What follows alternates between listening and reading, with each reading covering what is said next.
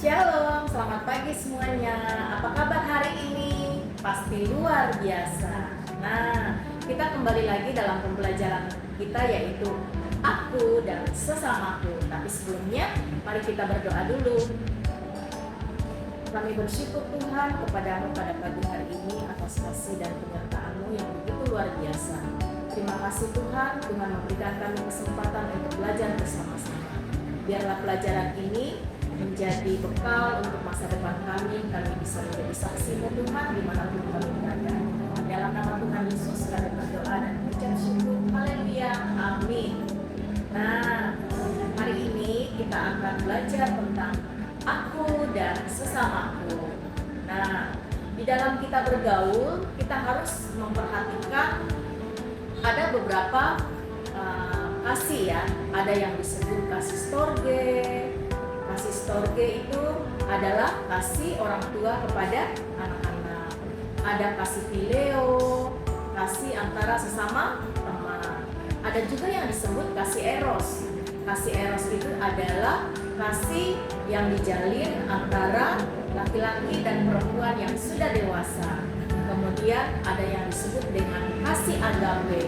Kasih agape itu adalah kasih yang berkorban, tingkatnya paling tinggi ya, seperti kasih Kristus kepada umat manusia ya, di mana Tuhan Yesus rela memberikan nyawanya untuk menebus dosa-dosa kita.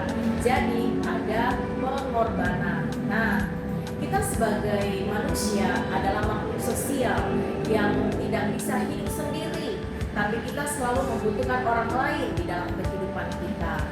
Nah, oleh sebab itu kita harus menerapkan kasih di dalam setiap langkah hidup kita. Dalam Alkitab ada tentang interaksi dengan sesama ya. Kita bisa lihat di dalam Lukas 18 ayat 15 sampai 17, di mana Tuhan Yesus sangat menghargai anak-anak. Ketika Tuhan Yesus sedang mengajar, anak-anak banyak yang datang untuk mendengarkan. Kemudian di dalam Lukas 6 ayat 27 sampai 36, di situ tentang bagaimana kita harus saling menerima, saling memaafkan satu dengan yang lain. Jadi kalau kita di dalam bersosialisasi, ada mungkin kesalahpahaman dengan teman kita, dengan saudara kita, tapi marilah kita untuk saling memaafkan satu dengan yang lain dan juga saling mengampuni satu dengan yang lain. Karena itulah yang Tuhan ajarkan kepada setiap kita, bagaimana kita harus menerapkan kasih di dalam kehidupan kita. Seperti yang kita pelajari tadi, ada 4 macam kasih yang kita terapkan di dalam setiap kehidupan kita.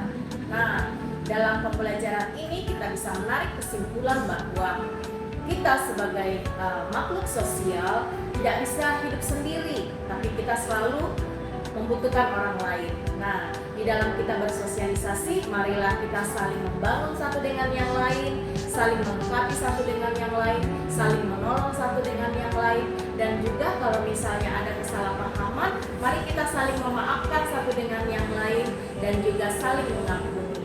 Seperti Tuhan Yesus sudah mengampuni dosa-dosa kita semuanya. Nah, demikian pembelajaran kita pada hari ini, kiranya semuanya diberkati Tuhan. Mari kita tutup dalam doa. Bapa, kami mengucap syukur Tuhan kepadamu pada saat ini Tuhan. Terima kasih kami sudah belajar tentang kasih di dalam setiap kehidupan kami.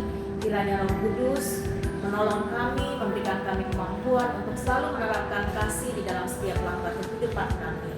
Terima kasih Bapa. Kami berdoa dan bersyukur di dalam nama Tuhan Yesus. Haleluya.